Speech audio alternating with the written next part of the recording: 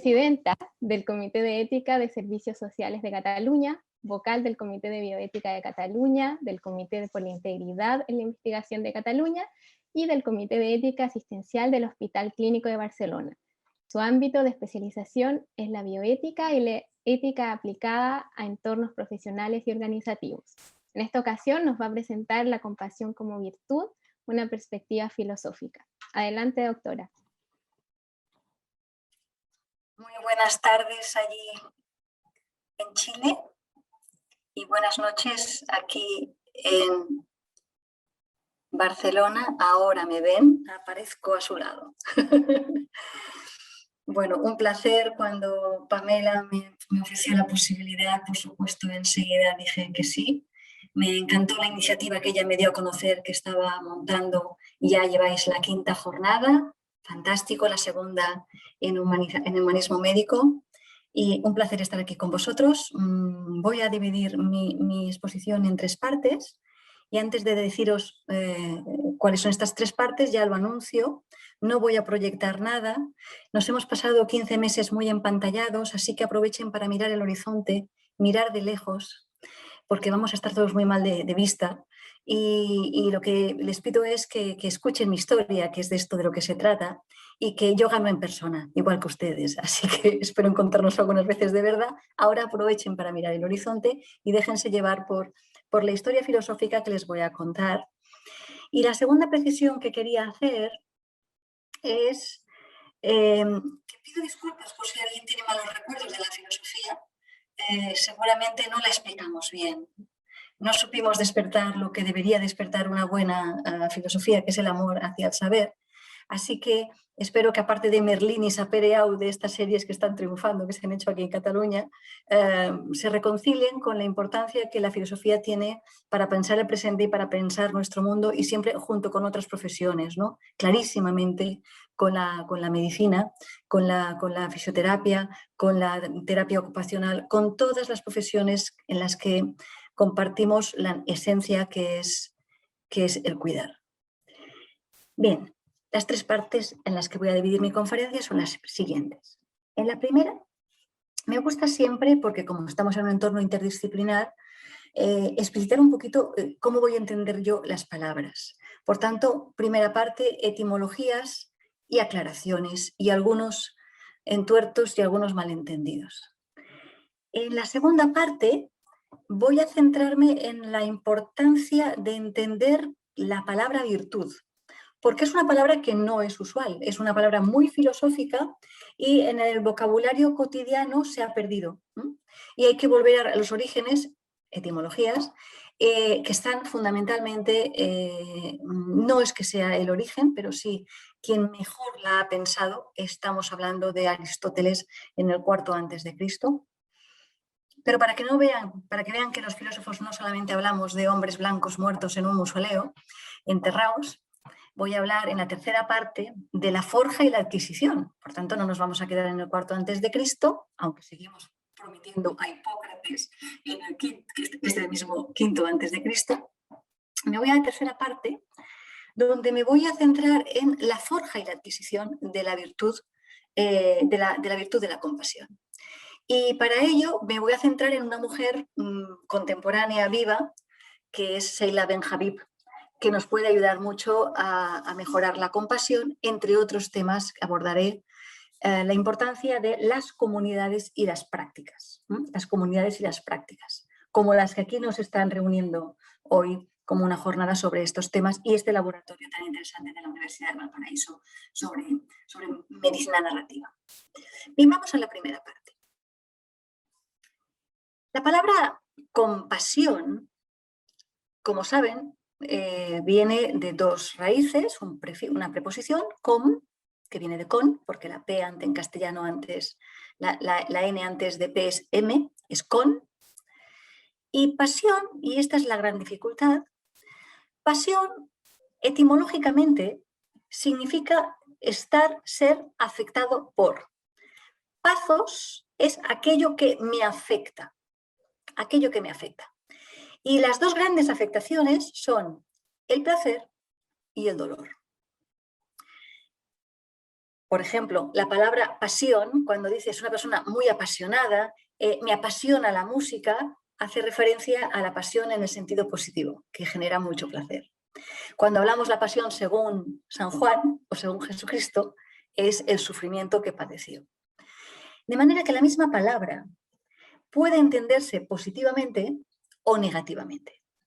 Y muchas veces en el entorno filosófico, la palabra pasión, como ha sido lo opuesto a la razón, ha sido vista más siempre como un problema, ¿no? La pasión como un problema.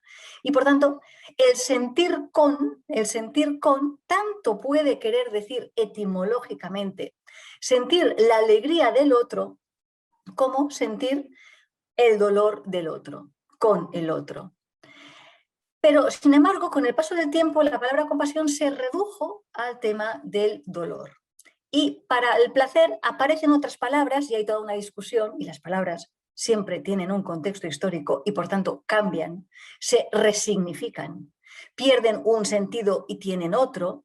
Pues lo mismo le ha pasado a la palabra compasión, que en un primer momento significaba sentir con, y tanto se podía sentir el placer como el dolor, porque etimológicamente es ser afectado por el placer y por el dolor, pero con el tiempo se quedó reducido a sentir el dolor con el otro.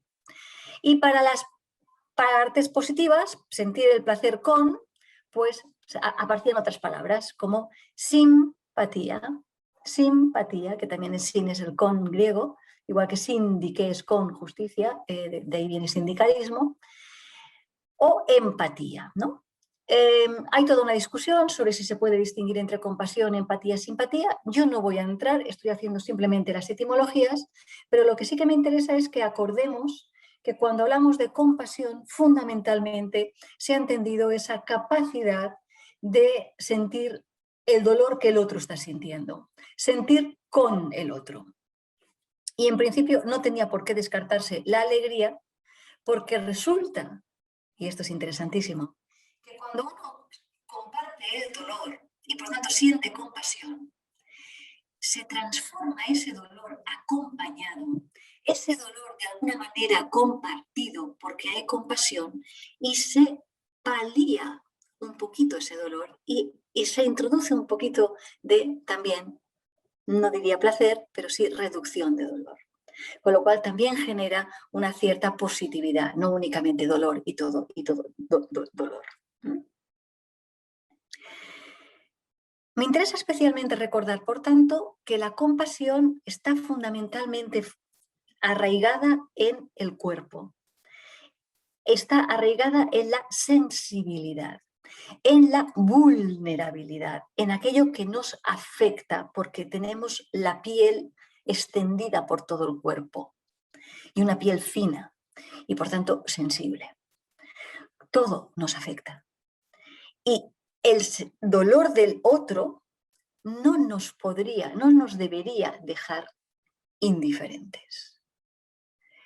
Nos gusta pensar que naturalmente, signifique eso lo que signifique, los humanos, como mamíferos que somos, con la piel extendida a lo largo de todo el cuerpo y una piel fina y por tanto sensible, abierta a lo exterior, es un ser vulnerable y es un ser afectable y por tanto podríamos decir que por naturaleza es necesariamente un animal compasivo.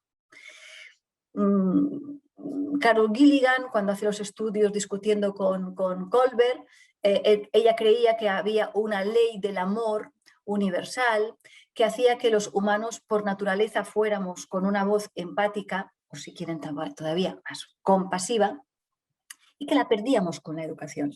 En esa misma línea también podría estar Rousseau. Yo no voy a discutir sobre si la naturaleza humana es empática o no, lo que sí que es cierto es que nos afecta el otro y por tanto es difícil y es raro que ante el dolor ajeno del otro uno no se afecte, pero pasa.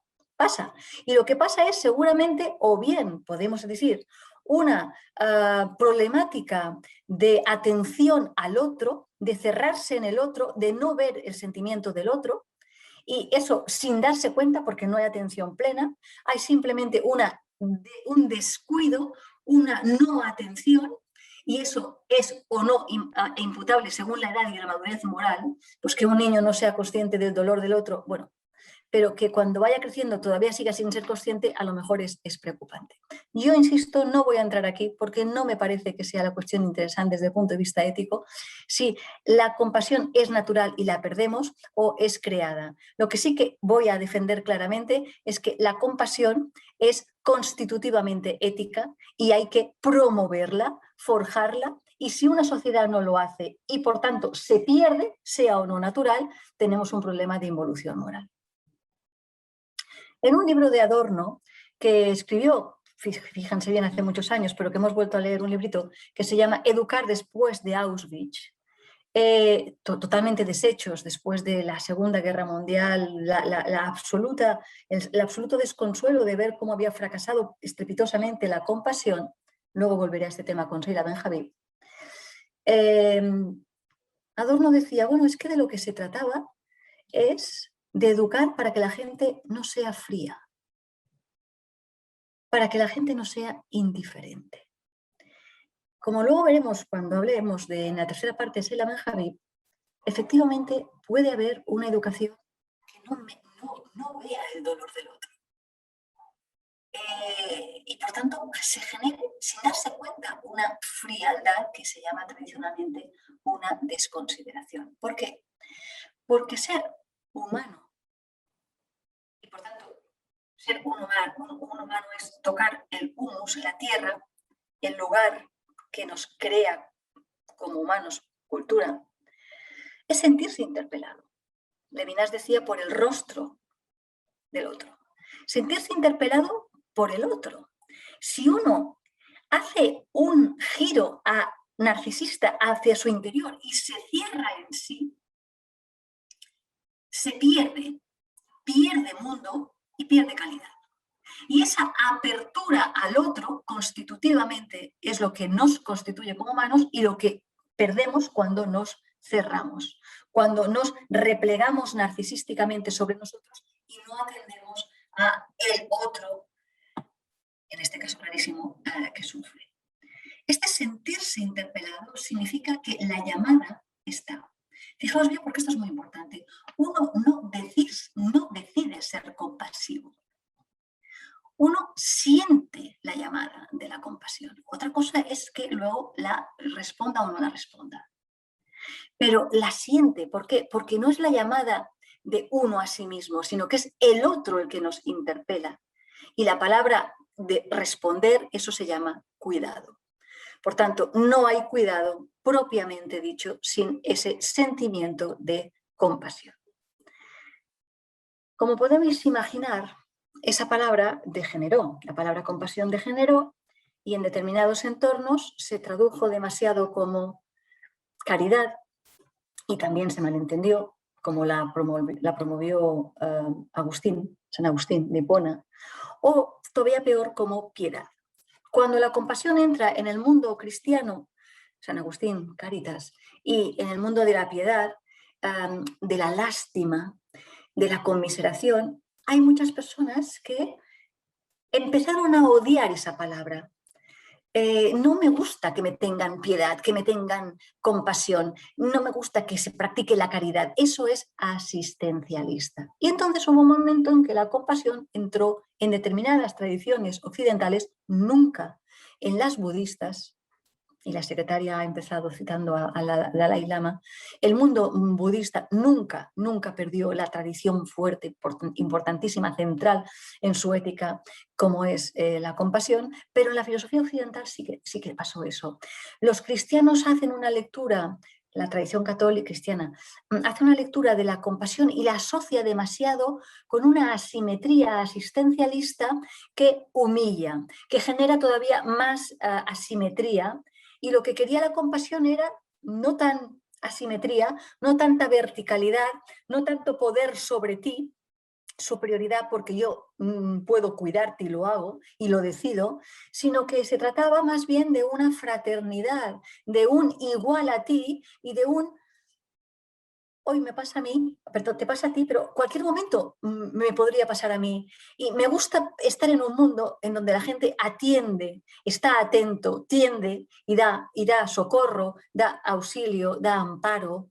a las personas que se sienten dolidas, que se sienten vulneradas, no vulnerables que somos todos. De manera que hubo un tiempo en la tradición occidental en que la compasión fue mal considerada. Y allí estaba, entre otros, Nietzsche. Nietzsche consideraba que la compasión era el sentimiento de los débiles. Y eso que él venía de su gran maestro Schopenhauer, que venía de una gran tradición budista, que había hecho de la compasión el centro de la ética. Y Nietzsche da vuelta a Schopenhauer y lo que no acepta para nada es que la compasión sea un sentimiento moral, es un sentimiento de debilidad. Y durante mucho tiempo se consideró que tener compasión de alguien es como sentir lástima y caer en un asistencialismo vertical, asimétrico, que no se aviene, no concuerda bien con una bioética en el siglo XX-XXI de respeto a la autonomía de los pacientes y, por tanto, con una relación de horizontalidad y de igualdad. Bien, pues yo creo que parte de la reflexión que toca hacer sobre las aclaraciones y etimologías de la compasión es que, independientemente de que sea natural o no, lo que sí que es clarísimo es que si perdemos esa dimensión de sentir con el otro, de sentir la llamada del otro y de poder hacer la llamada a nosotros cuando estemos dolidos, con el objetivo de acompañar en ese dolor y compartirlo y por tanto paliarlo, porque cuando el dolor se comparte no es tan duro, porque el infierno no es el dolor, el infierno es la frialdad de los otros cuando hay dolor y no ven nada, y eso fue el infierno que supuso Auschwitz, de no ver humanidad en Primo Levi cuando él, por ejemplo, hablaba de si esto es ser humano. Con lo cual, el problema verdadero de la compasión es haber perdido esa etimología de fraternidad, de iguales en vulnerabilidad y por tanto iguales en fragilidad y necesitados de interdependencia. Una antropología que el siglo XXI está reivindicando mucho y que la pandemia contemporánea todavía nos ha puesto más de relieve. De manera que la compasión también se puede deteriorar y se puede corromper. ¿Cuándo se puede corromper? Mirad, 4 casos. Cuando la doy por supuesta y por natural. Y entonces es como una especie de seta que surge por generación espontánea. La gente ya de por sí sale la espontaneidad, la compasión. No. Hace falta un caldo de cultivo. Hace falta una cultura de la compasión. Si no, esta no emerge. No surge por generación espontánea. Ni es una decisión racional, es una afectación. Me viene de fuera. Yo soy pasivo, pero luego vemos que tengo que hacer algo con ella.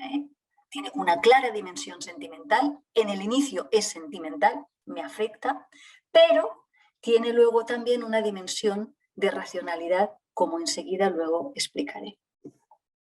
Por tanto, de las 4 problemáticas que puede generarse con la compasión es dar, por supuesto, que surge. No, hay que generar cultura de la compasión y de eso hablaré en la tercera parte. Y por eso estaba muy bien el título, ¿no? De hacia el cultivo de la compasión, el cultivo de cultura, de humus, ¿no? De humus. Y de ahí viene también humanidad, humildad, de tocar de pies a la tierra. Segunda problemática. La problemática de hay tanta compasión que me bloqueo. Hay tanto dolor en el dolor del otro que no sé socorrerlo, que no sé asistirlo, que somos 2 en shock. Este no es el objetivo de la compasión. El objetivo de la compasión tiene un telos, tiene una finalidad. Y esta finalidad es abrazar, comprender, atender. No simplemente entender causas. Luego hablaremos de, hay muchas cosas que no se pueden entender, pero igualmente abrazo y acepto. De manera que es fundamental la idea de que la compasión no nos bloquee y no podamos conseguir, entre comillas, la eficiencia del abrazo, de la acogida, del recogimiento con el otro.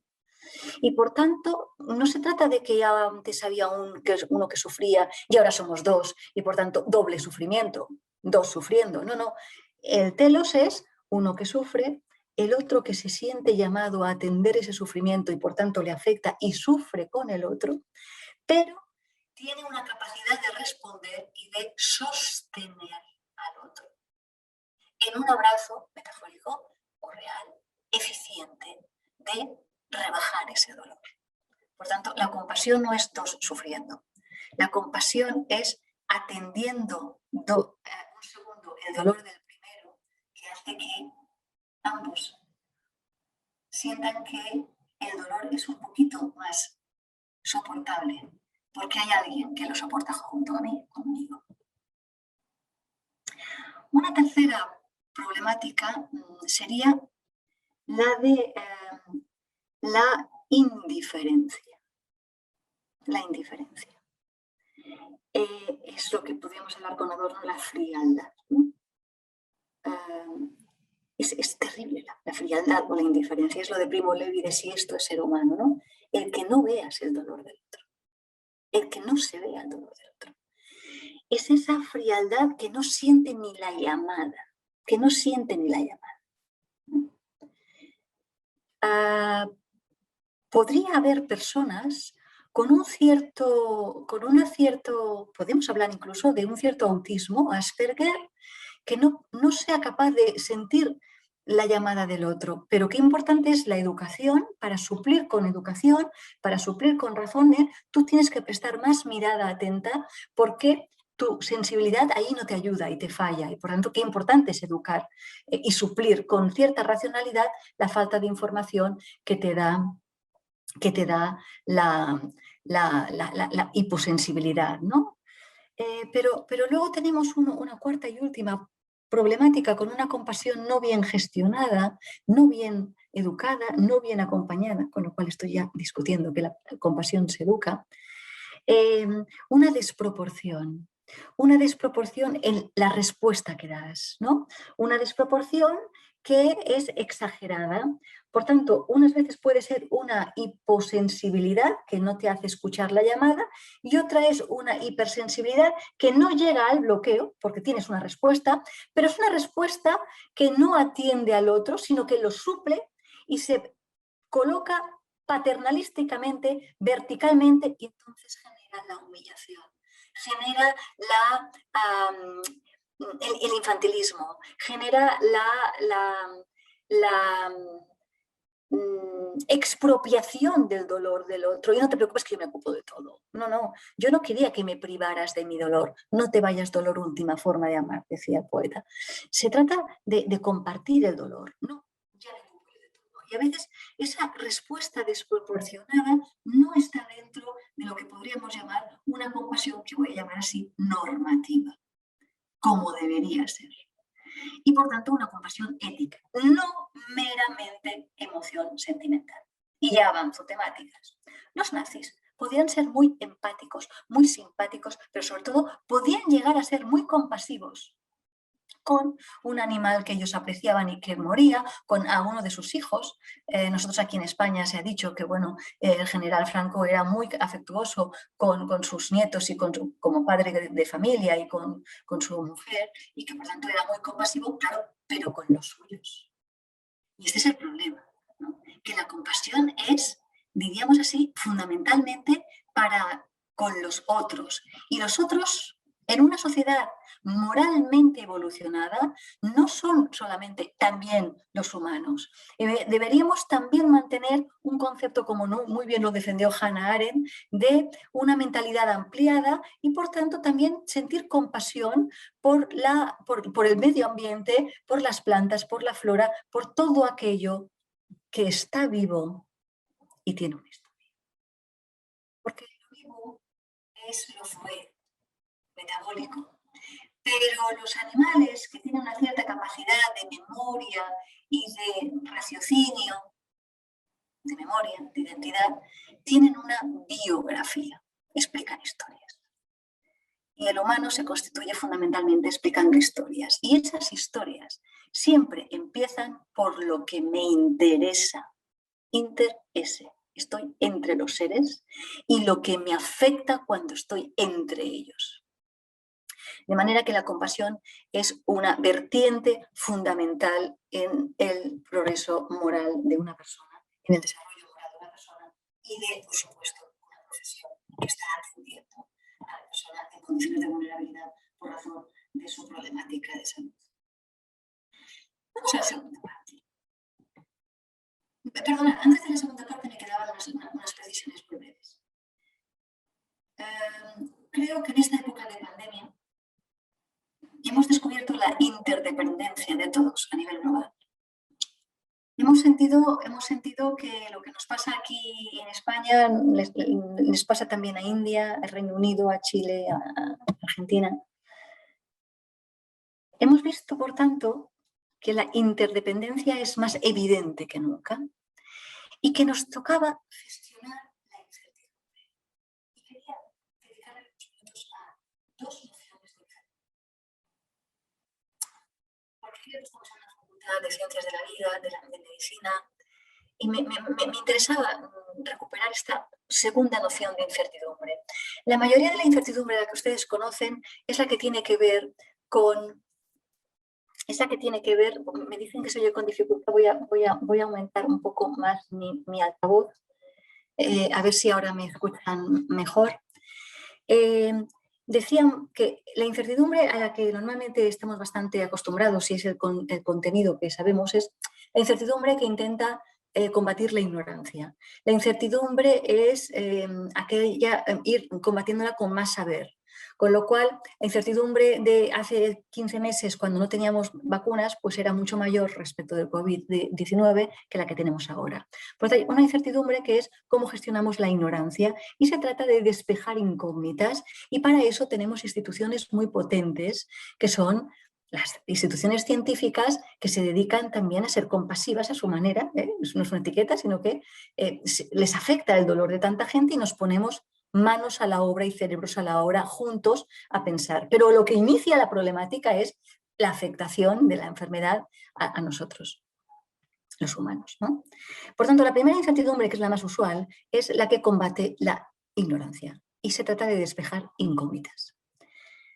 Pero hay otra incertidumbre que es la radical, que es la constitutivamente humana y por eso exige mucha más compasión.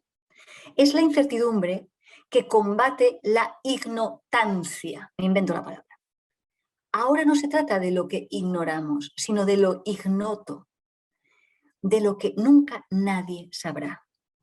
Porque siempre habrá algo indisponible, como dice Hartmut Rosa en ese bonito libro que se llama así, Indisponible. Siempre habrá misterio. Siempre habrá, no se sabe y no creo que lo sepamos nunca, porque la nuestra es una condición mortal, finita, limitada, y nunca ningún humano lo sabrá todo. Siempre tendremos que reconciliarnos con el dolor de no poderlo controlar todo. Dicho brevemente, no hay seguros a todo riesgo, aunque se vendan y mucho, y muchos. El aceptar la nuestra condición finita, mortal y que no lo podremos nunca saber todo. Reconciliarnos con eso es una muy buena razón para cultivar la compasión, porque siempre va a haber dolor, porque siempre va a haber la pregunta ¿por qué? ¿Por qué a mí? Y no hay respuesta, solamente va a haber un abrazo. No lo sabemos. Y no siempre nos pondremos y lo sabremos. Hay veces en que lo único que puede paliar esa incertidumbre radical es el abrazo de compartimos esa incertidumbre por condición humana. Y eso no nos hace débiles, eso nos hace más humanos. Como dice mi querido amigo Esquirol en su magnífico libro que les recomiendo, Humano, más humano. No nos debilita como humanos tener incertidumbre, no nos debilita como humanos tener que fundamentar la compasión y fomentarla. Nos hace más fuertes, más resilientes, porque nos hace más cuidadosos y más cuidadores. Ahora sí, vamos a la segunda parte. La palabra virtud. Vamos a hablar de la compasión como virtud. Y esa es una palabra que en filosofía la tenemos está muy incorporada en nuestra tradición, pero no es el caso del vocabulario cotidiano, porque es una palabra que ha sido sustituida desde el siglo XVIII-XIX más o menos por la palabra valor. ¿Y cuál es la diferencia entre valor y virtudes? Pues que la palabra valor en el siglo IV, V significaba coraje, ¿eh? El valor de tener valores, decía el Barça cuando tuvo ese eslogan, ¿no? El valor de tener valores, el coraje de tener valores, la valentía de tener valores. Sin embargo, la palabra virtud solamente ha quedado en su etimología griega y latina de virtuoso. Virtuoso de un instrumento musical es el que toca excelentemente un instrumento porque tiene unos especiales talentos, porque se ha dedicado a cultivar ese talento, potencialidad, le diría Aristóteles, y porque toca excelentemente ese instrumento y disfruta, no únicamente tocándolo para él, sino compartiendo con él ese dominio, esa excelencia, que es lo que significa la palabra virtud, esa excelencia en la manera de hacer y de ser. La virtud, por tanto, se diferencia del valor en que se encarna en una acción y en una manera de ser. De manera que quien mejor, creo yo, definió la palabra virtud ética es Aristóteles en el libro segundo porque tiene 10 libros, pero es un libro de ética a Nicómaco. Y la definió así. La virtud es un hábito electivo que consiste en un término medio entre dos extremos que son dos vicios, uno por exceso y otro por defecto, relativo a nosotros y por el cual, establecido por la recta razón y por la cual decidiría la persona prudente. Esa es la definición clásica de Aristóteles en el siglo IV a.C. en el libro de la Ética Nicómaco, libro 2. Déjenme explicarles cada una de esas definiciones. Miren, la palabra virtud es un hábito, es decir, se practica. No es el hábito que hace el monje, no es el vestido, no es la vestimenta, se practica. Se practica quiere decir que cotidianamente forma parte de tu manera de hacer y de ser. Pero es un hábito electivo, es decir, tú la has escogido esa virtud. Tú quieres que forme parte de tu manera de ser. Apliquémoslo a la compasión. Yo no sé si soy compasiva o no en su justa medida, o si me estoy cayendo en una de las 4 compasiones mal gestionadas, como les acaba de explicar. Se trataba de una compasión en su justa medida, según esa persona con la que soy compasivo, es la que necesita el don de la oportunidad, el saber estar. Eso no es una cosa que es espontánea. No, hay que fomentarla, como decíamos en esta jornada, hacia el cultivo. Por tanto, es una virtud. Se tiene que practicar. Y se tiene que practicar, pero tienes que escoger esa práctica. No es un hábito mecánico que te sale, es un hábito que tú tienes que ir trabajando, como cuando uno aprende a nadar, tiene que ir pensando que no solamente basta con flotar, sino que hay que tener un cierto estilo para nadar excelentemente. Pues lo mismo sucede con la compasión. No basta con tener el sentimiento de la compasión. Es condición necesaria sentirse llamado, sentirse afectado por el pathos, por la pasión del otro, del dolor del otro. Pero enseguida yo tengo que sentir ese dolor y enseguida ponerme a pensar, no soy dualista, Aristóteles tampoco lo era, porque la virtud es un hábito electivo, yo lo escojo. Y lo escojo que me caracterice. Quiero ser una persona compasiva y por eso hace acciones compasivas. En un círculo no vicioso, sino virtuoso. Haciendo acciones compasivas deviene una persona compasiva. Y cuando es de verdad una persona compasiva, lleva a término verdaderos actos compasivos. ¿Y cuál es la diferencia entre un acto compasivo de una persona que todavía no lo es, de un acto compasivo de una persona que sí que ya lo es? Pues la prestancia en la que lo hace, la agilidad en la que lo hace, la espontaneidad, la alegría adecuada con la que lo hace y saber estar ahí. Y eso se aprende, porque cada persona es su mundo, es su dolor, y tengo que estar todo el rato mirando muy bien cuál es la mejor manera de abrazar a esta persona, porque si la abrazo mucho, a lo mejor la hiero, si no la abrazo, a lo mejor no se siente protegida. Si intento abrazarla pero ella me dice que no, pues a lo mejor es simplemente darle la mano porque es una persona cuya cultura del cuerpo es un poco más distante, etc. Y por tanto es un hábito electivo que se practica y se mejora solo con la práctica, se encarna por tanto en acciones, se incorpora en el cuerpo que responde y está ahí, pero claramente tiene una dimensión sentimental, físico-material y una dimensión racional. Mira atentamente a la otra persona, que es la que está en el centro, es la que se tiene que sentir que está compartiendo con nosotros ese dolor. Y los dos extremos por defecto son uno por exceso y otro por defecto. Perdón, es un término medio entre dos extremos, uno por exceso y otro por defecto. El exceso es una hipersensibilidad que te conviertes en el protagonista del dolor y, oye, es mi dolor, ¿no? Es mi dolor. Te agradezco, pero es mi dolor. Una hipersensibilidad que quita protagonismo al dolor del otro. O una indiferencia, que es no entender la fraternidad. La fraternidad es sentarse ahí al lado y escuchar, luego hablaremos mucho de ese tema, cuál es la mejor manera de atender compasivamente a esa persona. Y evidentemente, dice Aristóteles, es un término medio entre dos extremos, es un término medio de acciones y pasiones, establecido por la recta razón, una razón que se puede desorientar, una razón que atiende a acciones y pasiones, y por aquella virtud por la cual decidiría una persona prudente. Es decir, Aristóteles aquí nos animaba a que tuviéramos referentes, tuviéramos modelos a seguir. Una ciudad compasiva es aquella en donde los niños ven la compasión en su vida cotidiana. No es algo excepcional, heroico, que hay que... una persona que da sangre, este es nuestro héroe. No, esto no es una heroicidad, esto debería ser lo cotidiano, lo normal. No hagamos de la necesidad virtud, necesitamos personas compasivas. Pero no las hagamos héroes, no se trata de que sean héroes, se trata simplemente de que sean personas lo más humanas posible porque son compasivas.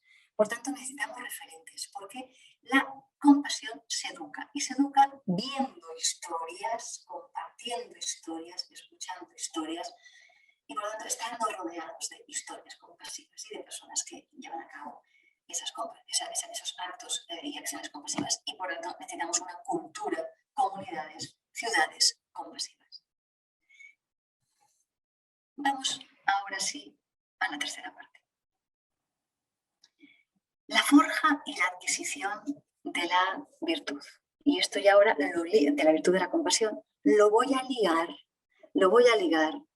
con la temática de la medicina narrativa. La importancia de la dimensión narrativa. Y lo voy a hacer de la mano de una gran filósofa de origen turco, pero afincada en Estados Unidos, discípula de filósofos alemanes, Habermas, de la ética dialógica. Muy recomendable el libro El ser y el otro en la ética contemporánea. Y la señora Sheila Ben-Habib nos hace una reflexión en el capítulo 5 de ese libro, que lo pueden encontrar por internet. Se llama Sheila Ben-Habib, La polémica Kohlberg-Gilligan. Y la señora Ben-Habib hace una crítica a una determinada noción de compasión. Y ella dice, miren, y puso este ejemplo, los nazis podían ser muy compasivos, pero con quienes ellos decidían que puedan ser compasivos, y absolutamente fríos con los que no eran ni humanos, como eran los judíos y los 6 millones de judíos que aniquilaron, ¿no? De manera que no basta con el sentimiento de la compasión. Hace falta una racionalidad, pero no una racionalidad dualista, escindida de la pasión.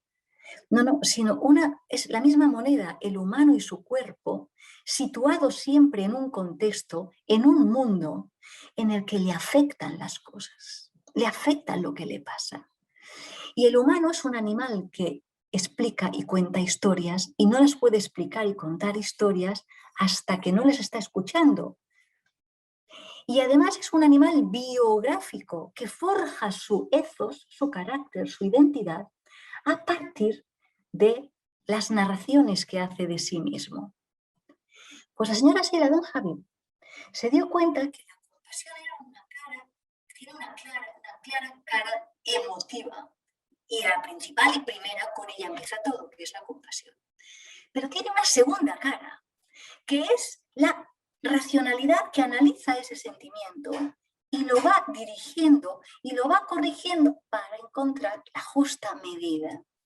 La justa medida, la adecuada, la proporcionada, la apropiada a la persona con la que, para la que me compadezco.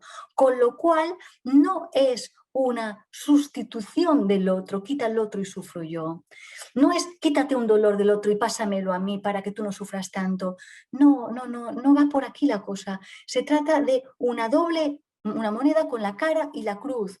En el origen hay el sentimiento, pero luego está la reflexión sobre cuál es la responsabilidad adecuada, apropiada, sin expropiarle el dolor, sin expropiarle su protagonismo y ni muchísimo menos sin expropiarle su historia. Por eso lo propio de la compasión es la pasividad. Uno, porque no me afecta el dolor del otro. Es la pasividad. Dos, porque mi agencia, mi ponerme a hacer, mi disponerme a atenderlo, va a estar todo el tiempo frenando, siendo frenado según la necesidad del otro y la llamada del otro. Y tercera, y la más importante, es pasiva porque antes de yo poner palabras, antes de yo explicar historias y forjar historias, lo que hago es estar aquí para que me cuentes lo que quieras, como quieras, con gestos, con historias verbales, narrativas, según la capacidad narrativa que tenga la persona. Pero lo que sí que sabemos, y por eso está también este laboratorio de la Universidad de Paraíso, Medicina Narrativa, es que contar historias es terapéutico y que el humano necesita contar historias. Y lo que ha visto Sheila Benjamin es que la compasión tiene una dimensión emotiva, pasiva, afectiva, pero que luego viene una dimensión racional que guía, que orienta a dar la mejor respuesta sin expropiar conflictos, sin expropiar dolor. Y esa agencia es secundaria, esa agencia racional es secundaria a la pathos, a la pasión que primero tiene aquella persona y segundo a mí me llega y me afecta y respondo. Y yo respondo escuchando, estando ahí pasivamente, no sustituyendo. Con lo cual, Sheila Benjamin nos habla de un universalismo interactivo. Se trata de pensar que esa persona podría ser yo, reversibilidad, podría ser yo, y por tanto se podrían cambiar las veces y yo podría estar ahí y soy capaz de entender ese dolor, porque la pregunta ¿y si me pasara a mí? Es tan sencilla y tan de sentido común que cualquiera se lo debería preguntar. ¿Y si me pasara a mí? Y si me pasara a mí, no tengo que pensar qué es lo que me gustaría que me hicieran a mí, que ese es el problema del universalismo sustitucionista. Trata a los otros como te gustaría que los otros te trataran a ti. No, porque quitas al otro, te pones tú y te pones a explicar tu historia. No. Sheila Benjamin dice, ojo, la compasión necesita una dimensión racional, pero necesita una dimensión de universalismo, de el universo de personas sensibles a los que nos pueden pasar cosas hoy a ti y aquí estoy yo para atenderte, para cuidarte, pero no te sustituyo, no me pongo en tu lugar, te quito a ti y me pongo a mí, sino que me siento en tu lugar. Te abrazo para intentar comprender lo que se pueda comprender, entender lo que se pueda entender, porque hay causas, y aceptar contigo lo indisponible, lo que no hay manera y nunca habrá una forma de saber por qué a ti, por qué así, por qué esta tragedia. Entonces, se trata de un universalismo interactivo, es decir, de preguntas-respuestas, pero tú estás en segundo lugar, tú vas por detrás, tú vas por detrás. Y eso significa, por tanto, un universalismo en que estás continuamente dejando espacio de silencio para que esa persona, si quiere, llene de palabras, pero no eres tú quien habla. Tú fundamentalmente, como persona compasiva virtuosa, te dedicas al tacto y a la escucha. Déjenme que les recuerde que la filosofía moderna, y fundamentalmente toda la anterior, la moderna en filosofía es del 17-19, hasta Hegel, Descartes-Hegel. Toda la filosofía clásica, hasta Hegel, hasta el siglo XIX, había centrado el sentido y el sentir y el significado en la vista, en la mirada. De ahí viene theorem, contemplar. Y si se fijan bien, y esto da mucho juego, la mirada es distante, es respeto, es respeto. Y las éticas tradicionales se habían fundamentado en el respeto. Cuando Schopenhauer reacciona contra la ética kantiana, dice es que es demasiado respeto. Y el respeto es mira, mira atentamente, contempla. Y para contemplar bien tienes que tener la justa medida, pero siempre hay una distancia. No abrazas, no acoges, no generas intimidad, no generas interioridad. ¿Por qué? Porque es un sentido distante. Importante, pero distante. Contemplas. La compasión centra los sentidos en el tacto, tocar, abrazar, y en el oído. Y no hay distancia.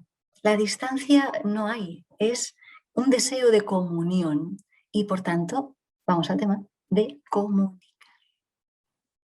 Comunicar que la persona compasiva, que estoy aquí, que comprendo lo que podemos comprender, que es tu dolor, y aceptamos lo indisponible, lo que no hay manera de comprender.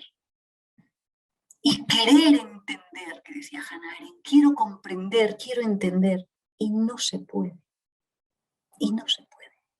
A veces da consuelo tener un diagnóstico. A veces te da consuelo que te expliquen que fue un accidente porque no fue él, pasó esta cosa. Pero hay veces en que no se puede explicar todo. Y en la medicina tenemos que saber que hay esa otra incertidumbre de la que yo les hablaba. Pues bien, no hay nada tan terapéutico como que la persona que siente ese dolor, cuando pueda y quiera, pueda explicar su historia. Hay una novela de Max Frisch que se llama Me llamo Gantenbein, que me gusta mucho, un fragmento que yo repito bastantes veces, que dice: una persona ha tenido una experiencia y ahora busca la historia de la experiencia. Y hasta que no tiene la historia, no tiene la experiencia. Cuando nos encontramos con situaciones límite, así las bautizó Jaspers, situaciones de un dolor radical, como son las tragedias con las que ustedes médicos se van a tener que encontrar a lo largo de su carrera y de su vida. Y es la tragedia. Es el por qué. ¿Y por qué a mí? ¿Y por qué esta injusticia? Pues resulta que muchas veces esa experiencia es bruta y en bruto. Y el humano necesita digerirlo todo. Necesita digerirlo todo. Y entre esa digestión en la que está el tiempo, también está el palabra tras la palabra, el diálogos con uno mismo, el logos a través de. Y el logos es razonar. En catalán, permítanme, en mi idioma materno, tenemos un verbo muy precioso que es enraonar, que es sinónimo de hablar. Hay que raonar, razonar, y enraonar, y hablarlo. Por eso todas las terapias, de la psicoanálisis y muchas terapias son explícamelo con dibujos, explícamelo como un meme, explícamelo con un emoticono, explícamelo explicando una historia narrada en un dibujo, explícamelo danzando, explícamelo como puedas, pero necesitas explicármelo, pero no para que lo entienda, sino para que podamos intentar simplemente compartir a veces también el sentido y a veces el no sentido. Nietzsche dijo: quien tiene un porqué soporta cualquier cómo. ¿Y qué pasa cuando no hay porqué? ¿Cómo soportar los qués y los cómos? Pues que ante el sin porqué de la tragedia haya un brother in arms, ¿no? Un hermano en armas para hacerte fuerte, hacerte sólido, sostenerte, para que tú no te caigas. Y eso se llama solidaridad. Y ahí no hay solidaridad normativa sin una fundamental actitud compasiva. Necesitamos la historia de la experiencia. Y hasta que no tiene la historia, no tiene la experiencia. La experiencia es bruta, sin historia, generan traumas. Y las cicatrices no ayudan a andar. Necesitamos explicar una historia para encontrarle el sentido y reconciliarnos con el sinsentido, pero deje de tener sentido el buscárselo porque al menos hemos encontrado congéneres, colegas, compañeros ante la condición humana finita que no puede disponerlo todo y explicarlo. Y nos va a hacer falta para los animales que explicamos historias y que cuentan historias, nos va a hacer falta mucha creatividad para desarrollar la actitud compasiva. Y lo vamos a hacer con memes, lo vamos a hacer con emoticonos, lo vamos a hacer con arte, lo vamos a hacer con música y de los distintos formatos de poesía, de filosofía, de arte, en que se puede atender la llamada compasiva. Pero vamos a necesitar cultura. Y la cultura necesita un lenguaje, y la cultura necesita comunidad, y la cultura necesita ese compartir buenas prácticas de cómo lo hiciste tú, cómo lo hice yo, y esa educación en los hábitos, en las prácticas que requieren de referentes. La mejor manera de desarrollar la compasión es practicarla, y la mejor manera de practicarla es dejarse guiar de grandes referentes, de personas que practican la compasión y les llega a salir, decía Aristóteles, como una especie de segunda naturaleza. Celia Amorós, y ya voy acabando, Celia Amorós hizo un juego de palabras y dijo, llevamos desde el siglo XVI-XVII reivindicando la ciudadanía, pero la ciudadanía, también Sheila Benjamín lo ha dicho, es una ciudadanía demasiado iliberal, demasiado hongo jovesiano, demasiado dejadme solo, yo me valgo, soy racional, soy potente y me basto. El infierno son los otros. Esa antropología nos ha hecho mucho daño. La antropología a la que nos venimos ahora es el infierno es el solipsismo. El infierno es el hongo jovesiano que se educa a sí mismo y no es compasivo, porque la compasión es algo de débiles. Sheila Benjamín dijo, quizás nos toca abandonar la ciudadanía y empezar a crear y a creernos la cuidadanía. Y la cuidadanía siempre empieza cuando las mamás y los papás cuentan cuentos a sus hijos. Y es explicando cuentos que narramos. Qué importante es acompañar al dormir, acabando con una buena historia, deseándole buenos sueños que son narrativos. Qué importante es decirle al otro, indispensablemente, ante lo indisponible, cuenta conmigo para contarme tu historia. Muchísimas gracias por vuestra atención.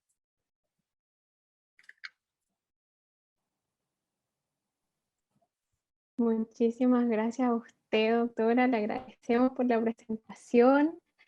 La verdad. Entonces, ahora tengo el agrado de presentar al doctor Javier García Campaña.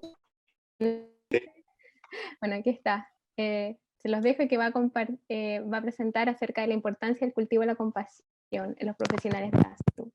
Ahí adelante, doctor. Muy bien, muchas gracias. Buenas tardes, noches aquí en España, buenos días, tardes, ¿no? En Latinoamérica. Un placer compartir con ustedes algunas ideas sobre la compasión y la importancia de su cultivo en profesionales de la salud. Voy a compartir unas diapositivas. Tendríamos que pensar que estamos en lo que se denomina en este momento tercera ola, ¿no? La primera ola surgió a partir de 1979, ¿no? Cuando Jon Kabat-Zinn desarrolla el MBSR, las bases de mindfulness en la Universidad de Massachusetts. Se dice que la segunda ola aparece más o menos hacia 2005 con la aparición de la compasión, este otro aspecto complementario a mindfulness y que se considera en la tradición oriental las dos alas del pájaro de la sabiduría, junto a mindfulness, y se considera que existe una tercera ola que más o menos apareció hacia el 2020, es decir, recientemente, con técnicas deconstructivas que van ligadas a la deconstrucción del yo, a la búsqueda de la vacuidad y no dualidad, y lo que se considera que será la continuación de mindfulness, ¿no? Las ciencias contemplativas. Es decir, todo lo que las tradiciones místicas contemplativas tienen que ofrecer a la psicología y a la ciencia para el mejoramiento del bienestar del ser humano.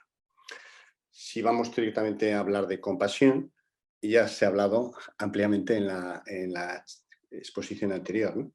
Tiene sus orígenes en la raíz latina compati, es decir, se podría traducir como sufrir con, y la Academia de la Lengua Española la definía como el sentimiento de conmiseración y lástima que se tiene hacia quienes sufren penalidades o desgracias. Tradicionalmente, esta visión de la compasión asimétrica, de manera que quien siente compasión es como que tiene una cierta superioridad hacia quien recibe la compasión, produce lógicamente rechazo, pero no es este el concepto que se tiene en psicología ni el que se tiene en las tradiciones contemplativas, sobre todo en el budismo, que es de donde la psicología occidental ha incorporado sobre todo los conceptos de psicología. Goetz describe la compasión como, digamos, un doble movimiento, ¿no? Es un sentimiento, es una emoción, aunque luego veremos que también se considera una motivación. De hecho, en las tradiciones contemplativas se considera que la compasión tendría que ser la principal motivación para la práctica, pero es una emoción sublime, que surge al presenciar el sufrimiento del otro y de uno mismo, de ambos, y que conlleva un deseo de ayudar. Por eso, si analizamos, la compasión, como les decía, tiene dos elementos clave. Una primera parte sería una sensibilidad al sufrimiento de los otros. Hasta ahí sería empatía, es decir, la empatía forma parte de la compasión, es el primer paso. Y el segundo paso sería el compromiso, en la medida que podamos, de aliviar ese sufrimiento. Este segundo aspecto es específico de la compasión y veremos que hace diferencias con la empatía. También la compasión en psicología, a diferencia de lo que es habitual en la tradición judeocristiana, no pone diferencias entre yo y los otros. Es decir, mi sufrimiento es tan importante como el de los demás y el de los demás es tan importante como el mío. Fíjense que tradicionalmente esto no ha sido así. El síndrome del cuidador, por ejemplo, se produce porque el cuidador, digamos, se esfuerza tanto en disminuir el sufrimiento de la persona que cuida, su padre, el familiar, etcétera, etcétera, que se abandona a sí mismo y al final se derrumba. Por tanto, no es sostenible. La compasión sin autocompasión no es sostenible. La principal medida que se ha utilizado en investigación en psicología para medir la compasión es este Self-Compassion Scale. Nosotros lo validamos en español hace ya unos años, pero tiene importantes limitaciones psicométricas. De hecho, en este momento se está validando una escala, nosotros lo estamos haciendo en español, la escala de Oxford, diseñada por William Kuyken, uno de los grandes investigadores en mindfulness y en compasión, que tendrá un aspecto hacia la autocompasión y otro aspecto hacia la compasión hacia los demás. Esto es muy importante porque la escala tradicional, la Self-Compassion Scale, estaba centrada en la autocompasión. Entonces, generalmente lo que hemos medido es autocompasión, no compasión hacia los otros. Luego veremos qué implicaciones tiene esto. Las dimensiones de la compasión, según Christine Neff, y sobre las que se basa este propio cuestionario, este cuestionario tiene 3 dimensiones básicas, tanto positivas como negativas, que se mezclan para conseguir un resultado final, serían estas 3 dimensiones. Primero, mindfulness, es decir, hacerse consciente del sufrimiento, tanto de sí mismo como de los otros. Esto parece muy evidente, pero no lo es. Igual que una depresión, uno se entra de forma progresiva en la depresión y no se da cuenta hasta que le ponen el tratamiento. Y entonces cuando mejora se da cuenta de lo mal que estaba, con la, digamos, con el quemado profesional o con el sufrimiento puede producir el mismo proceso. Alguien puede estar cuidando a su padre, a un familiar, y está agotándose emocionalmente y no es consciente de ello. Yo el ejemplo que pongo, a los que les gusta la cocina, es como cocer un bogavante o una langosta. Si el agua está caliente y yo echo ahí el bogavante o la langosta, el animal se resiste, evidentemente, y de hecho sale peor cocinado, ¿no? Porque la adrenalina que produce hace que ese músculo esté más tenso.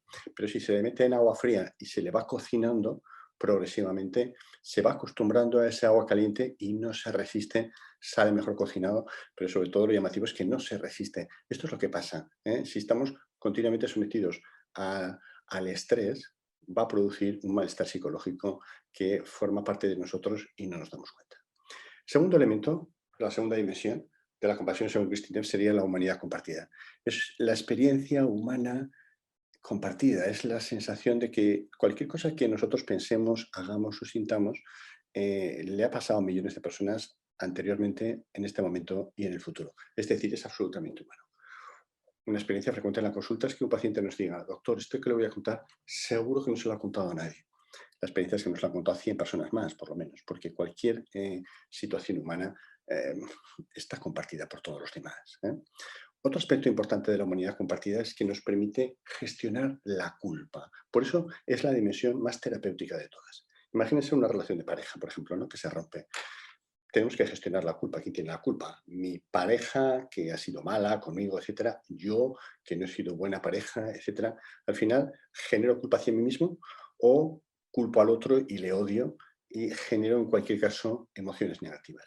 La humanidad compartida sería darse cuenta de que, igual que la impermanencia es la clave del mundo, todo es impermanente, las relaciones humanas también son impermanentes, sobre todo porque los seres humanos estamos muy limitados por nuestro yo y somos incapaces de amar de forma genuina.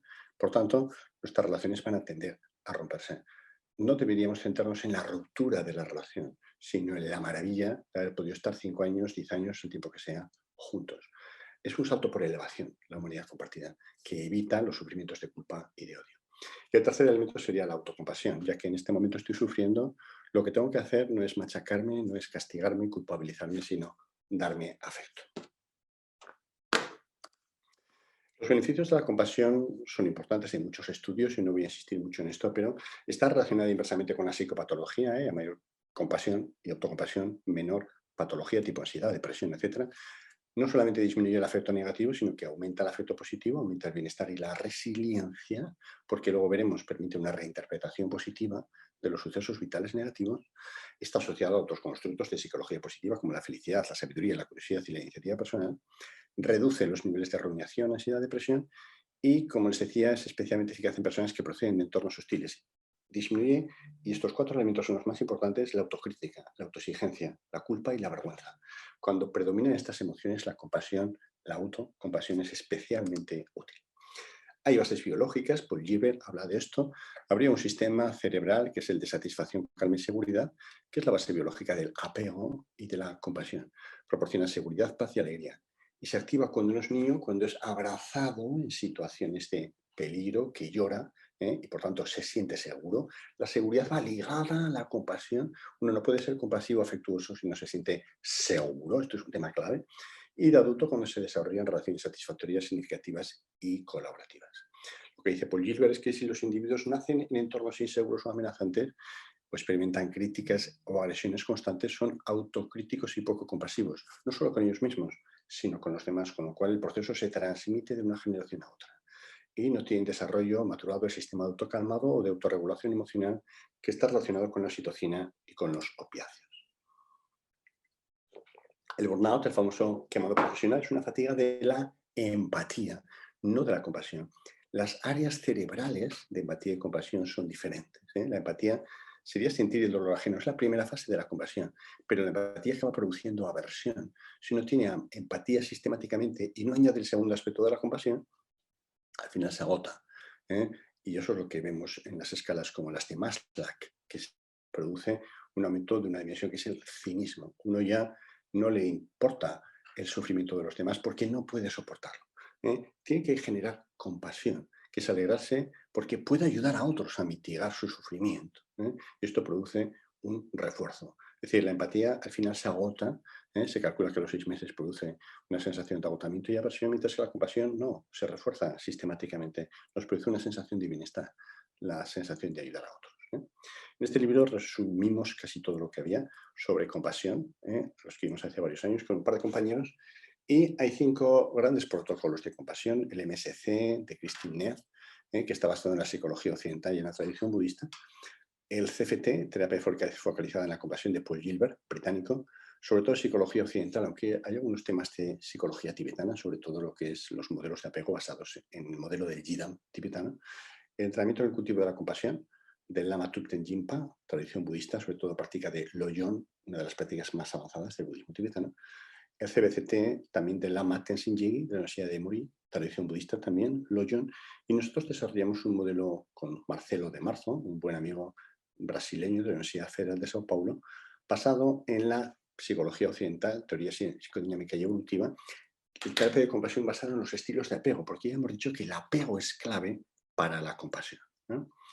¿Por qué lo hicimos? Porque estos protocolos, todos anteriores, habían surgido en países anglosajones, ¿no? Tales en Estados Unidos y no en Gran Bretaña, con sus sistemas culturales y sistemas sanitarios diferentes al nuestro. Muchos de ellos no se consideran terapia, solamente el de Gilbert se considera terapia, el resto no, se considera que son útiles para personas que no tienen patología psiquiátrica, pero a nosotros nos interesaba especialmente esto. Y luego no estaba claro si modificaban la compasión hacia otros, porque ya hemos dicho que la principal escala que se utiliza es la Self-Compassion Scale, que sobre todo mide autocompasión. Nosotros estamos basados en los estilos de apego, que nos parece nuclear en la psicoterapia, se considera nuclear para el establecimiento de relaciones interpersonales. Y hemos dicho que un apego seguro es clave para poder desarrollar la compasión. Nosotros lo que veíamos continuamente en la clínica es que las personas que tenían modelos de apego inseguros no desarrollaban compasión de ninguna forma, no había forma de que pudiesen desarrollar compasión. Ellos querían, pero no podían. Por eso diseñamos este nuevo protocolo.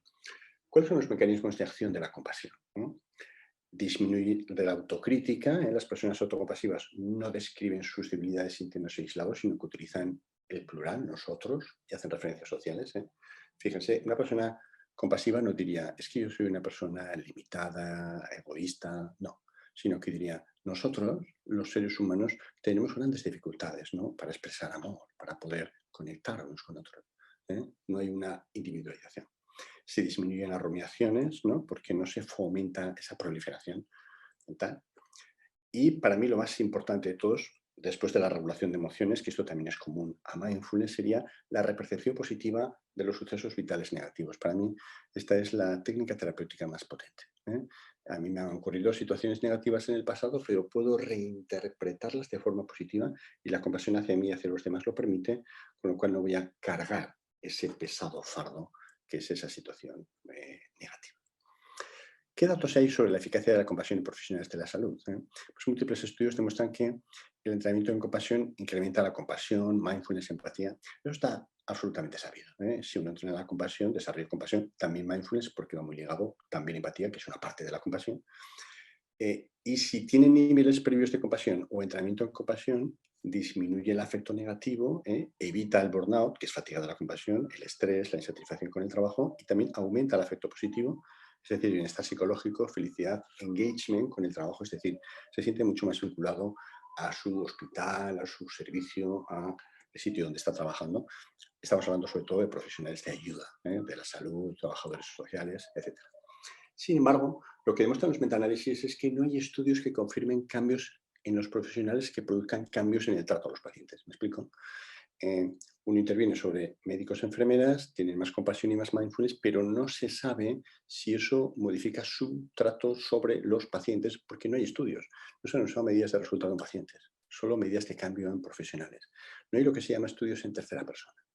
Esto Francisco Varela, aprovechando que estamos en Chile, lo comentaba, ¿no? Muchos estudios son en primera persona, es decir, yo cuento cómo me siento, y en tercera persona. Es decir, un evaluador externo, un científico, me mide aspectos neurobiológicos, etcétera, pero no hay de segunda persona. Es decir, los cambios que produce mi mindfulness se notan en mi mujer, en mis hijos, en mis compañeros de trabajo, en los pacientes a los que yo trato.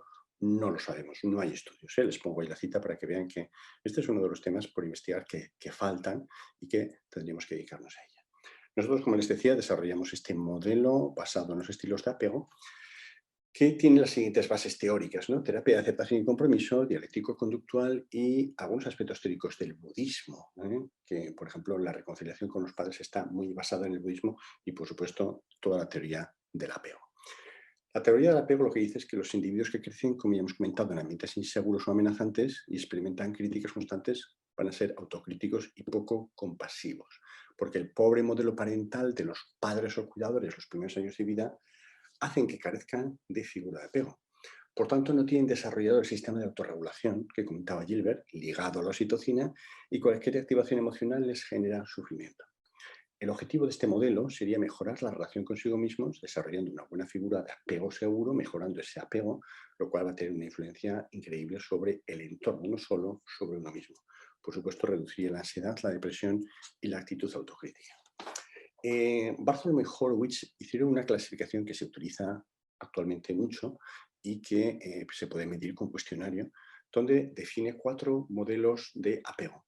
El modelo seguro, que sería el más sano, obviamente, y que solo tiene 60% de la población aproximadamente, permite que la gente tenga una buena imagen de los otros, como mis padres me han cuidado y me han querido, tengo confianza en los demás, lo que llama Bowlby confianza básica, y sobre todo, en relación a mí mismo, se sienten dignos de ser queridos.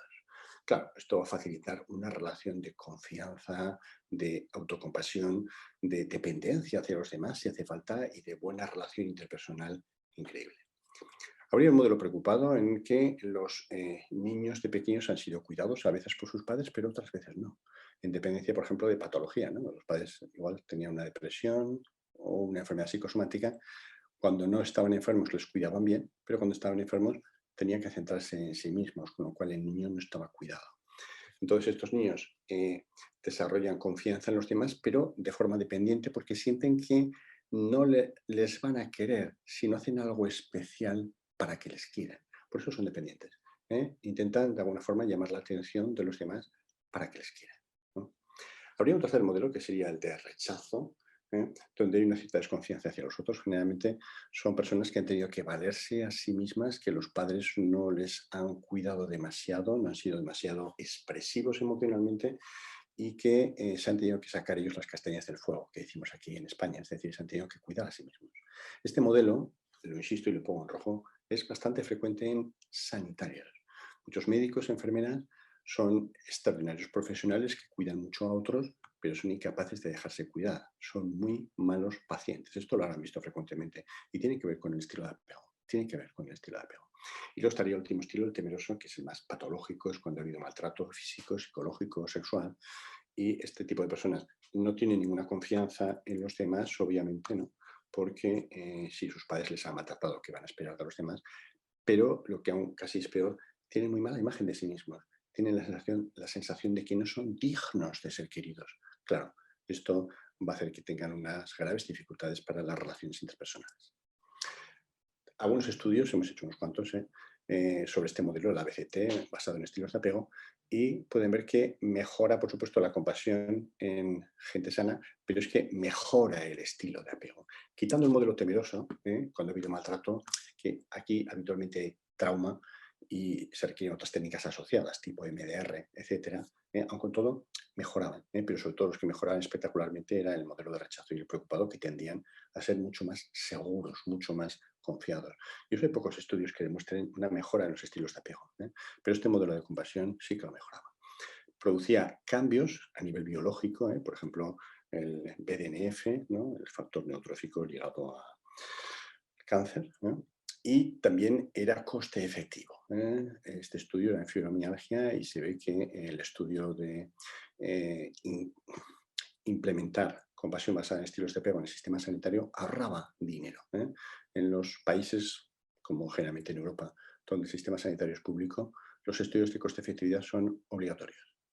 Porque si la intervención, ya sea farmacológica o psicológica, es eficaz, pero no es coste-efectiva, el sistema sanitario no puede asumirla. ¿Cuáles serían las conclusiones para terminar? Existen diferentes protocolos de compasión que parece que todos ellos son eficaces en incrementar la autocompasión, ya que la escala que se ha medido es la self-compasión, pero no sabemos hasta qué punto son buenos para aumentar la compasión hacia otros. Estamos esperando la nueva escala de Oxford, que sí que tendría 2 versiones, de autocompasión y de compasión hacia los otros, porque yo creo que va a producir una pequeña revolución en la medida de las intervenciones en compasión. Por otro lado, les decía, no está claro que los protocolos, los modelos de compasión, modifiquen aspectos biológicos, no siempre se piden, y que sean coste efectivos. Estos son 2 aspectos importantes. El modelo de compasión basado en estilos de apego mejora relaciones interpersonales en general, modifica marcadores biológicos y es coste efectivo. Pero, hablando ya de todos los estudios que hay sobre compasión, la gran limitación en investigación, y esto es un desafío que les invito a que entre todos intentemos resolverla, es que no hay estudios en segunda persona. Es decir, sabemos que si hacemos intervenciones en compasión, como les decía, mejoraremos la compasión, mejoraremos el bienestar psicológico, mindfulness, disminuiremos la depresión y la ansiedad, pero no tenemos ni idea si haciendo intervención, por ejemplo, a profesionales de la salud o profesionales de ayuda, esto mejorará a sus pacientes, si mejora la conducta de cuidado que tienen con sus pacientes. No hay estudios, los metaanálisis dicen que no se están haciendo estudios en segunda persona. Lógicamente las razones porque son bastante más complejos, pero tendríamos que empezar a hacerlos. Y nada más, esto sería todo lo que tendría que decir. No sé si quieren comentar algo. Primero, muchas gracias, doctor, por la charla. Y segundo, disculpe porque no lo puedo presentar como se lo merece usted por temas de conexión. Y resulta que él es el doctor Javier García Campayo, quien es psiquiatra en el Hospital Universitario Miguel Servet, perteneciente al Servicio Aragonés de Salud, y profesor titular en la Facultad de Medicina de la Universidad de Zaragoza. Además, lidera el grupo de investigación Salud Mental en Atención Primaria, reconocido por el Gobierno de Aragón, que forma parte de la red de investigación en atención primaria del Ministerio de Sanidad. Es el director del máster de Mindfulness de la Universidad de Zaragoza, el más antiguo en ese tema de una universidad de habla hispana. Así que ahí, ahora le dejo con el doctor Roberto Aristegui, que va a moderar las preguntas que tengan, ya sea para el doctor García Campayo o la doctora Begoña Román.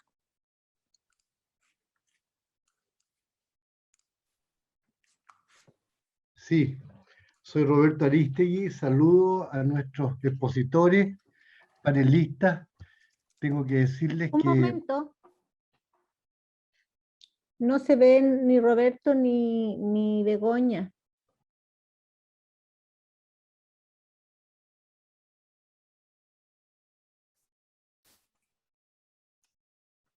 Ahí sí. Ahí estamos.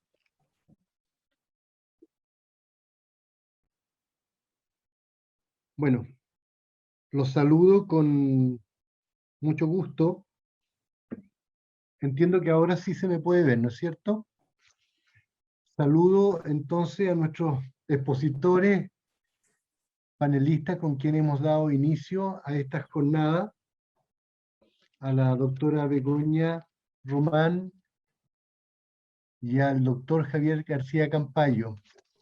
Es un gusto escucharlos y han tratado una temática donde yo veo que hay ciertos cruces, entonces les voy a proponer algunas preguntas que han surgido de la misma audiencia, las voy a intercalar y se me ocurre que yo les podría proponer que la misma pregunta la puedan abordar, ya sea uno u otro, porque va a aparecer tal vez un diálogo. Lo que no quiere decir que cada uno por sí mismo no pueda como abordarlo, por supuesto. Sin embargo, creo que han sido como tremendamente potentes, poderosas, no sé si comprenden mi manera de expresarme, porque hay una cierta distancia en los tipos de usos lingüísticos, pero entiendo que la intención sí me la captan. Ha sido tremendamente inspirador escucharlo. Entonces, retomo el hilo por la última exposición y me voy hacia lo que dijo la doctora Begoña partiendo de esta afirmación. Estaba diciendo el doctor García Campayo que no había estudio en segunda persona en el área de la compasión, donde hay un desafío, y también él tenía una afirmación muy fuerte en el sentido de que la repercepción de sucesos vitales negativos sería algo que para él es muy importante. Entonces, inmediatamente, yo quiero conectar esa afirmación con la segunda persona, y antes de darle la pasada a él, trasladarme a la doctora Begoña Román, quien hizo también una afirmación tremendamente lúcida en este mismo campo, como yo la estoy escuchando y se las planteo. Ella dijo que más que decir que el infierno son los demás, el infierno sería el solipsismo. Y por alguna razón, estas afirmaciones, con las ponencias que ustedes han hecho, yo las veo como entrecruzadas. Se pueden abordar desde la segunda persona, desde la distinción yo-otro, podemos ir hacia la primera persona, segunda persona en la conversación, y por supuesto que voy a seguir haciéndoles preguntas, intentando traer a la mano lo que las personas que escucharon tienen debajo de estas preguntas. ¿Qué les parece hasta este momento? Perfecto, muy bien. Muy bien. A ver, empiezo yo y Javier, luego tú continúas.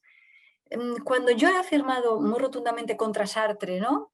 Claro. que el infierno son los otros, decía Sartre, a mí me parece que no era así, que el infierno es este solipsismo, ese monólogo interior sin capacidad de salir fuera. Aparte que genera un aburrimiento considerable, porque el monólogo da de sí lo que da. Cuando uno genera un aburrimiento o tiene un dolor y no hay distracción y no hay manera de salir fuera, esa cárcel, esa prisión es inmensa. En pandemia hemos visto mucho ese aislamiento físico que no era social, pero era muy físico y por tanto era una sensación muy extraña, ¿no? Entonces, cuando una persona está en un proceso de dolor y no hay nadie que le acoja, que sienta un apego por él, una compasión por él, ese dolor es horroroso. Ese dolor es horroroso. Pero cuando lo tiene y la persona que debería manifestar una actitud compasiva no la tiene y es fría, y más cuando se espera por expectativa de profesión que sea una doctora, un médico, una enfermera y no lo hace, el solipsismo todavía es mucho mayor, ¿no? Porque se le devuelve a su soledad, pero esta vez como una pelota de ping-pong, ¿no? El otro tira un poco la pelota para que me devuelva un poco de compasión y resulta que lo que encuentra es una soledad aumentada, porque no ha encontrado eco en el otro, con lo cual todavía es peor ese solipsismo, ¿no?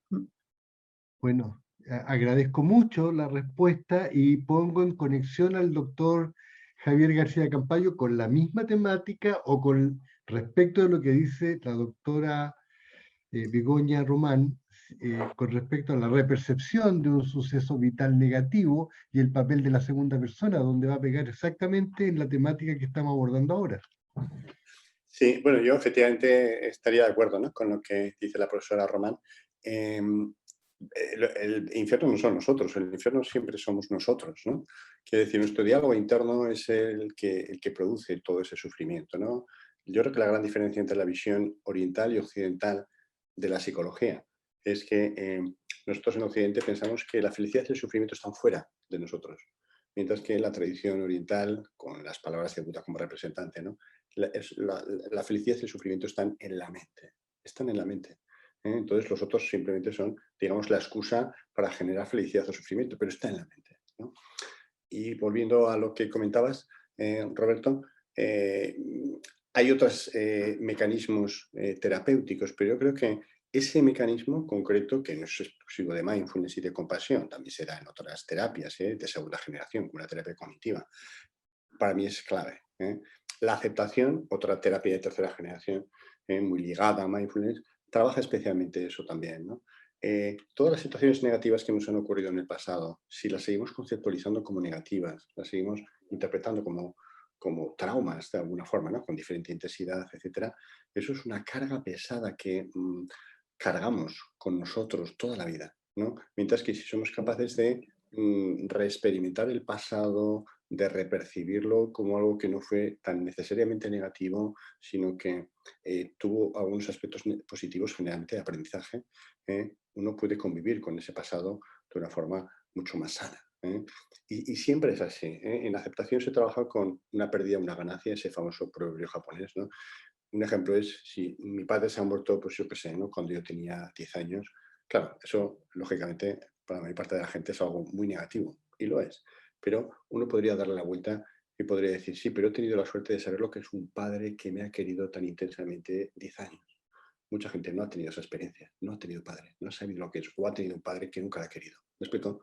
Quiero decir que una pérdida, una ganancia. No hay nada que sea exclusivamente negativo ni nada que sea exclusivamente positivo. Van juntos porque el lenguaje y la experiencia humana es dual. Bueno, muchas gracias, Javier. La doctora Begoña Román ha traído a la mano un vocabulario de virtud.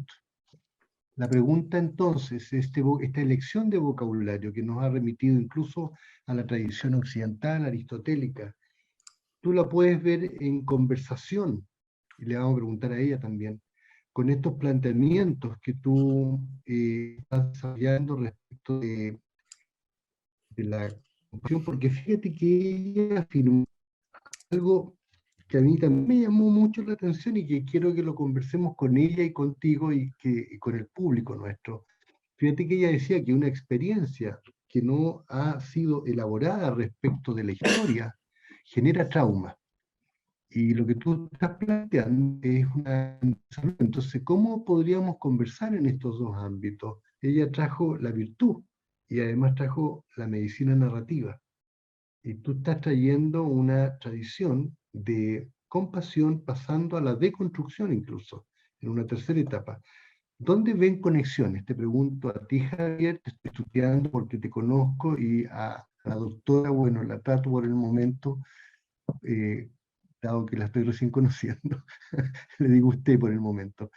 ¿Qué les parece esta conversación? Yo estoy cruzando la conversación entre ustedes y conmigo también. Begoña. Sí, a mí me parece, y aquí me voy a meter en entornos que no son de mi ámbito, pero que me parece que la psicología puede, y la psiquiatría puede ayudar mucho también.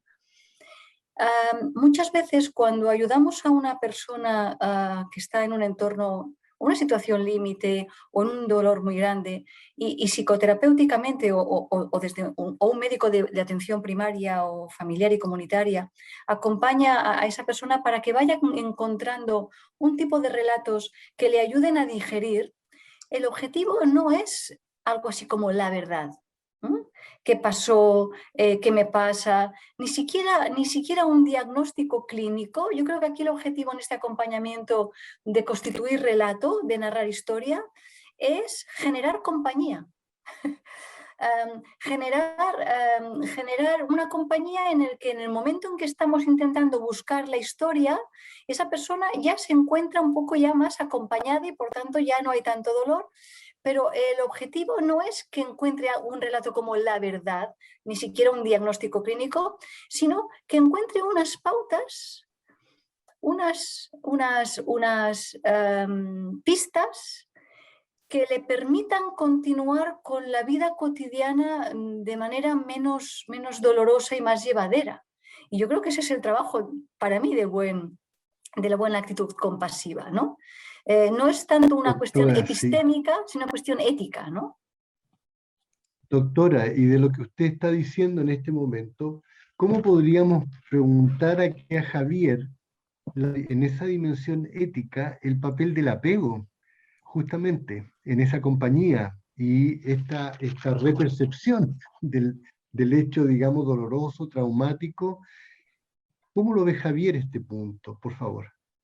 Sí, yo estoy de acuerdo, ¿no?, con lo que dice la profesora Romana, en el sentido de que lo que nos interesa cuando hacemos la intervención psicológica e intentamos reescribir el pasado no es la verdad, porque la verdad es inasible, no existe eso, ¿no? Porque, de nuevo, nuestro yo hace que distorsionemos cualquier experiencia. Y yo siempre digo en los cursos que todo lo que nos contamos, toda nuestra biografía, es un rollo, con perdón, que nos hemos contado, no es la realidad, no es lo que nos ha pasado, es lo que nos hemos contado de lo que nos ha pasado.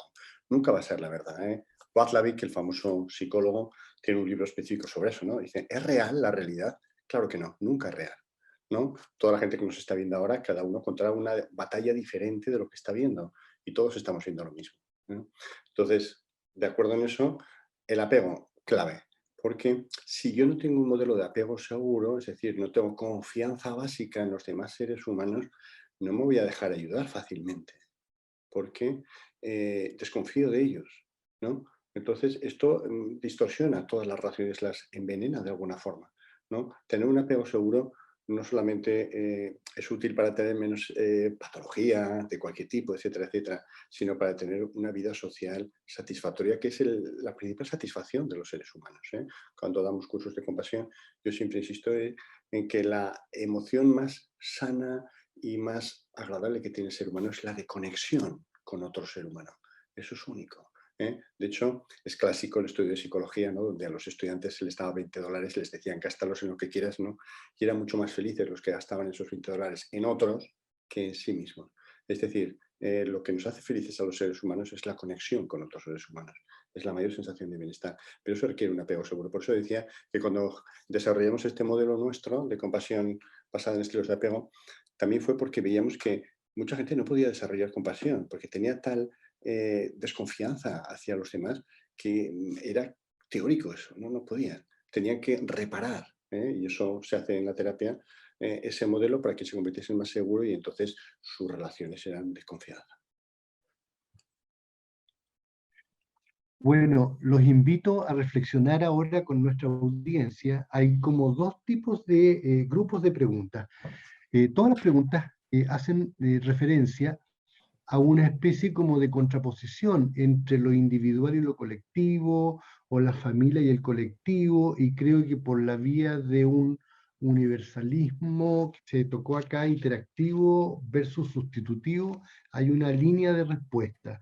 Y por otro lado, hay otro tipo de preguntas relativas a que en qué punto debería ser esta formación introducida en la formación de las personas que tratan con el sufrimiento humano, en la misma medicina. ¿Cuál es el lugar que ustedes le ven dentro de un currículum, ahora pasando a ese nivel? Entonces, los invito, con esa expresión que usé de la doctora Begoña Román y a Javier García Campayo, con la temática de ¿qué diferenciación vería entonces entre, lo digo entre comillas, la empatía como mera empatía que un nazi también podría tener, y lo que es la compasión, que aquí se ha hecho una diferencia y se ha articulado con respecto a que una virtud no es exactamente lo mismo que el tipo de clarificaciones conceptuales como vimos al principio con la insensibilidad? Es posible que haya distinciones que hacer aquí entre compasión, empatía, cuál es el papel que esto jugaría en la formación, y dónde juega también la distinción entre yo-otro, el otro en cuanto otro, si yo me estoy reflejando. ¿Qué les parece? Las preguntas están dando vuelta alrededor de estas temáticas. Bueno, son temas realmente importantes y apasionantes, y no lo vamos a poder resumir, pero intentaré un poco ser ordenada. La primera, porque creo que es importante, preguntas del tipo, me resulta fácil ser compasiva con mi hija y no es tan fácil ser compasiva con una persona desconocida, ¿no? Yo creo que esto es muy importante. Hablar de la complejidad también en el ámbito ético, y me gustaría que quedara claro que podemos hablar de determinados niveles de compasión. La compasión para con una persona cercana es muy fácil, precisamente porque los apegos primarios de microcosmos familiares, es muy fácil sentir el dolor del otro, porque hay una convivencia cotidiana que hace que sea muy fácil conocer al otro y entender sus sentimientos y su dolor. Y es mucho más difícil cuando el otro no lo conozco de nada y tiene que ser un dolor muy grande para que yo lo pueda apreciar. Con lo cual, evidentemente, hay distintos grados de complejidad. Ahora bien, en esos grados, y por tanto no se puede exigir la misma respuesta, deberíamos esquivar los extremos, que voy a intentar explicarlo, pero lo voy a resumir. ¿Qué nivel de parcialidad a favor de los míos es permisible para que el juego de la justicia y de la imparcialidad para con la humanidad no se desmorone? Lo explico. ¿Qué parcialidad a favor de una compasión para con los míos es permisible, pero no al precio de ser nada compasivo con el resto de los humanos? O si quieren la otra vuelta, Tan impresentable me parecía que yo solamente se fuera compasiva en casa y absolutamente fría con el resto de los humanos, como que fuera totalmente compasiva con el resto de los humanos y desatendiera a los míos. Pero no, se tiene que conjugar. Se tienen que conjugar los grados de compasión. No se puede permitir una absoluta falta de compasión para con el extraño y quitarle al extraño una compasión que merece porque se la dedico solamente a los primarios. Y es mucho más fácil ser compasivo en casa, dentro, que para con los extraños, ¿vale? Esto por un lado. Y por otro lado, por eso es muy importante en el universalismo interactivo de hablar con el otro, es muy fácil con el otro, con el que está delante, pero también es muy fácil incurrir en sustituciones, porque damos por supuesto que ya lo conocemos por habitual y las personas cambiamos y las personas a veces generamos unas inercias que no permiten atender al otro en su momento otro de hoy y no el que era ayer. Con lo cual, cada grado de complejidad de la compasión tiene su complejidad, pero es importante saberlas modular en la complejidad y eso es distinto. Y la pregunta que me parece la más importante en la jornada que hoy aquí nos convoca, yo creo que es muy importante efectivamente incorporar estas cuestiones en la formación de los estudiantes de las ciencias de la salud, desde medicina a enfermería, ¿no? ¿Y cómo se forma eso, no?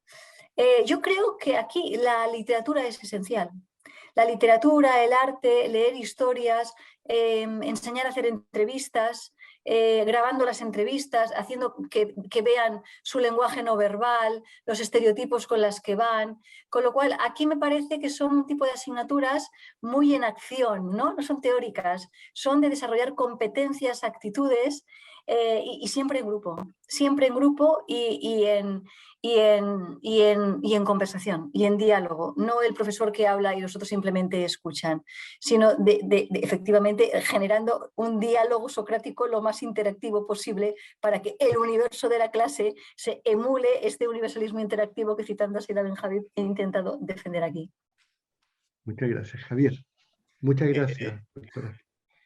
Sí, yo estaría de acuerdo en que puede haber múltiples modelos, ¿no?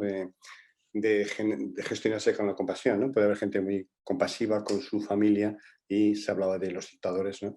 Y sin embargo ser terribles, ¿no? Con otras personas y viceversa, gente que es especialmente compasiva con los de fuera, pero sin embargo no es capaz de serlo con su familia o con los de dentro, ¿no? Incluso producen un redireccionamiento de la violencia, ¿eh? Incluso pueden maltratar a la familia en un contexto donde sea una forma de, como digo, de gestionar esa violencia. Por eso, claro, habría que educar en ambos tipos de compasión, ¿no? Claro, en Mindfulness se habla de que todo está catalogado en 3 grandes categorías, ¿no? Lo que me gusta, lo que no me gusta y lo que es indiferente. Y también las personas estarían catalogadas en amigos en sentido amplio, enemigos o gente que nos desafía e indiferentes, ¿eh?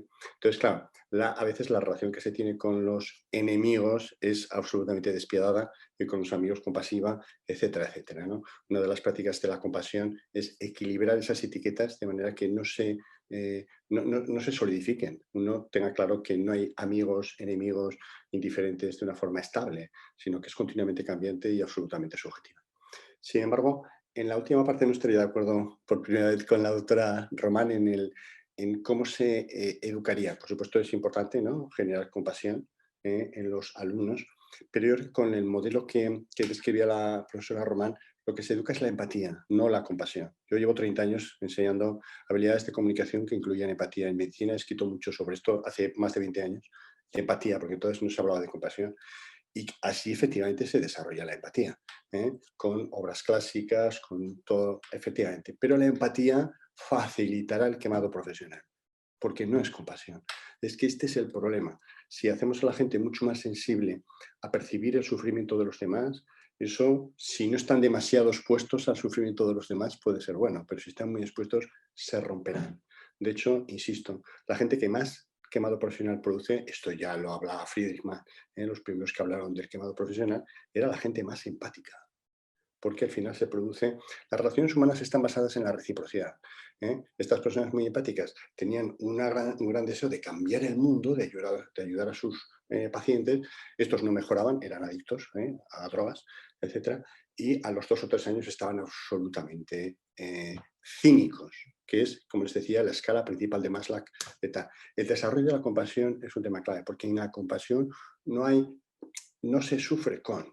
Quiero decir que uno lo que tiene claro es que el sufrimiento de cada uno es individual, que los seres humanos vamos a tener que sufrir inexorablemente. Hay un sufrimiento primario que va ligado a la vejez, la enfermedad y la muerte, y que es inevitable. Yo tengo hijos y sé que van a sufrir, y yo no puedo hacer nada por ello, no puedo hacer nada. Con suerte, igual consigo que ellos desarrollen mindfulness, compasión, y así puedan tener menos sufrimiento secundario, pero no primario. El primario no se lo quita a nadie.